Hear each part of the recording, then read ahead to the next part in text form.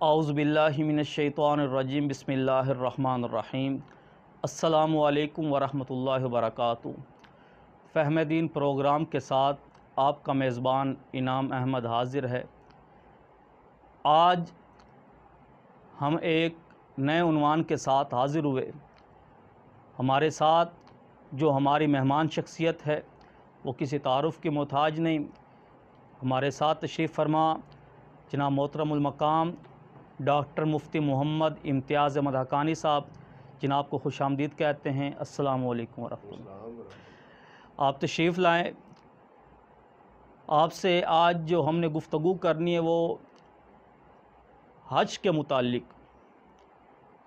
قبلہ ہمارے یہاں سے لوگ جب حج کرنے کے لیے جاتے ہیں، چونکہ سادہ لوگ ہوتے ہیں، وہ یہاں سے جب وہاں پہنچ جاتے ہیں تو کئی ارکان جو ہے ان پہ انہیں مشکلات کا سامنا ہوتا ہے۔ تو اس بارے میں ارشاد فرمائیں کہ کس طرح وہ آسانی سے اپنے تمام ارکان کو ادا کر پائیں۔ نحمدہ و نصلی علی رسولہ الکریم، اما بعد۔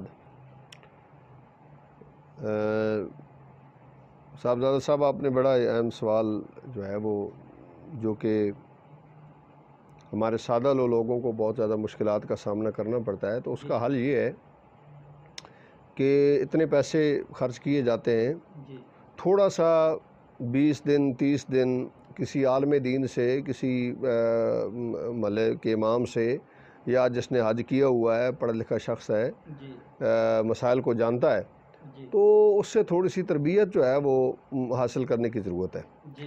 دیکھیں، نماز ایک رکن ہے، اور نماز اس کو استاد سے پڑھنے کے بغیر تو نہیں آتی۔ تو حج ہم ویسے ہی جا کے کراتے ہیں۔ مطلب ہے حج بھی ایک رکن ہے، تو حج کے لیے بھی ہمیں کچھ نہ کچھ پڑھنا پڑتا ہے کہ کیا ہم نے کرنا ہے، کیا نہیں کرنا۔ موٹی موٹی چیزیں کم از کم پتہ ہونی چاہیے۔ چلے وہاں جا کے کچھ بندہ تھوڑا بالا پوچھ لیتا ہے، زیادہ کوئی نہیں بتاتا وہاں پہ۔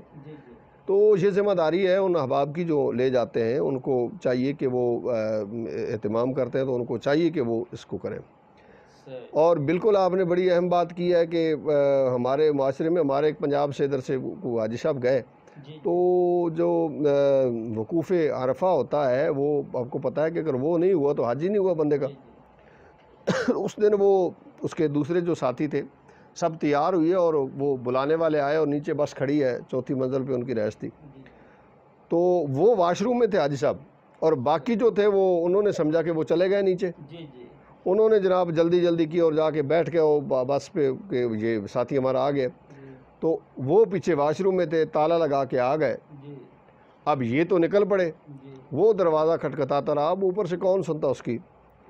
تو وہ اس کا جو ایک اہم رکن تھا وہ ضائع ہو گیا، حج ہی اس کا ضائع ہو گیا۔ وہ حج کر کے آیا تو دیکھا تو وہ آرام فرماتے کمرے میں۔ تو یہ چیزیں بہت زیادہ ہوتی ہیں، ہمیں پتہ ہی نہیں ہوتا۔ ہم اکثر دوست جو ہے وہ برادری کے لوگ بھیجتے ہیں، بھائی لاؤ جاؤ تم بھی ہماری خاندان میں سے ایک حاجی بن جائے، تو بھائی اس کو کم از کم کچھ نہ کچھ تربیت کرنی چاہیے۔ چلو عربی کے اگر دعائیں نہیں آتی تو پنجابی میں اس کا ترجمہ یاد کریں، پتہ تو ہونا چاہیے کہ کہاں سے کہاں کیا کرنا ہے ہم نے۔ بالکل صحیح فرما رہے ہیں آپ۔ اور اکثر جو ہے وہ احباب کو دیکھا گیا ہے کہ وہ جو میدان میں نہیں بیٹھتے، مسجد نمرہ سائڈ پر، وہاں پہ جا کے بیٹھ جائیں گے، خالی جگہ مل جائے گی، تو وہ بھی وقوف نہ ہوا، وہ عرفہ کے اندر نہیں ٹھہرے، جس کی وجہ سے ان کو وہ حج ہی نہیں ہوا۔ تو کئی اور اکثر یہ بھی کہہ دیتے ہیں جناب کہ تم وہاں پہ حج پڑھتے ہو، یہاں پہ جو ہے وہ ہوتا ہے۔ بھئی حج پڑھا نہیں جاتا، حج کیا جاتا ہے۔ حج کی کوئی جماعت نہیں ہوتی کہ آج وہاں پہ جماعت کے ساتھ پڑھا ہے، وہ خطبہ ہوتا ہے، وہ دیا جاتا ہے خطبہ، وہ سن لیتے لوگ۔ باقی وہاں پر وقوف جو ہے نا وہ ایک ضروری ہوتا ہے۔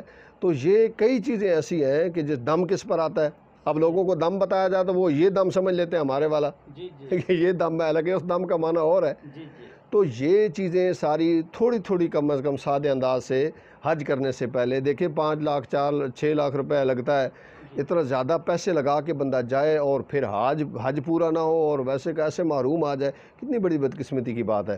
تو کئی دوست جاتے ہیں تو وہ اس میں جا کر جو ہے نا ویسے ہی ان کو پتہ ہی نہیں ہوتا، جیسے میں نے پہلے عرض کیا آپ کو۔ تو یہ ساری چیزیں اگر اس کو یاد کرائی جائیں، اس کو سمجھایا جائے، بتایا جائے، تو میرا خیال اب احرام باندھتے ہیں، بہت ساری چیزیں کون سی بیان، احرام باندھتے ہیں تو احرام ایسے جہاں پر میلہ باندھا جاتا ہے نا جی، ان کی دھنی نظر آ رہی ہوتی ہے، 70 انچ چھپا ہوتا، تو یہ وہ احرام کیسا انہوں نے یہ اسی پر قیاس کر کے ایسے باندھ لیا، کسی سے ٹریننگ نہیں کی، کسی سے تربیت حاصل نہیں کی، کوئی ایک دو بار ان کو بندھواتا، ان کو بتاتا کہ بھائی اس طرح باندھنا ہے۔ تو یہ بہت زیادہ ضروری ہے کہ یہ جتنی بڑی عظیم عبادت ہے اس کے لیے کچھ نہ کچھ تربیت حاصل کی جائے۔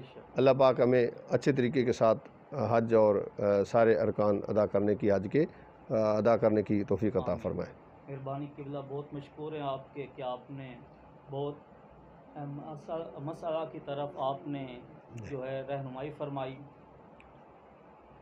تو عزیز ساتھیو، جس طرح کہ آپ اس بات سے بخوبی واقف ہوئے کہ ہم لاکھوں روپے خرچ کر کے یہاں سے حج کرنے کے لیے جاتے ہیں، لیکن یہاں تھوڑا سا ٹائم نکال کے تربیت حاصل نہیں کر پاتے، کسی عالم دین کے پاس بیٹھتے نہیں، جس کی وجہ سے ہمیں وہاں جا کے کافی دشواریوں کا سامنا رہتا ہے، اور بس اوقات تو ہم اپنے حج کے اہم جو رکن ہیں ان کو بھی ضائع کر دیتے ہیں اتنا پیسہ لگانے کے باوجود۔